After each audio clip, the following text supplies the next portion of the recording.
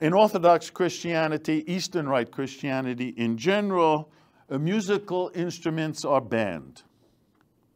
The argument being is that one should only give praise to the Lord through the instrument of the Lord, the human being and the human voice, and not some artificial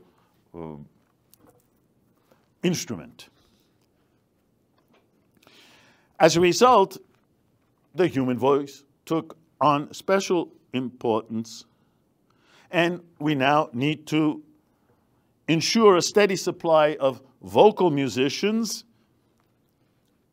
And so the Kievan Academy and various theological seminaries provided extensive programs in choral singing and a special school to train singers for the imperial court established in 1738 in the hetman's capital of Hluchiv, up in the northern part of the hetmanate, right near the rest of Muscovy, Russia proper.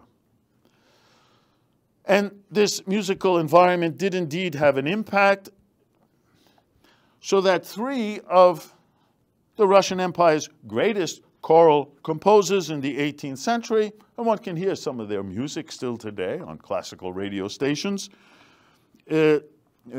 so-called Russian composers, were all from Ukraine. Maxim Berezovsky, a man named Bortniansky, and a third, Adam Vedel.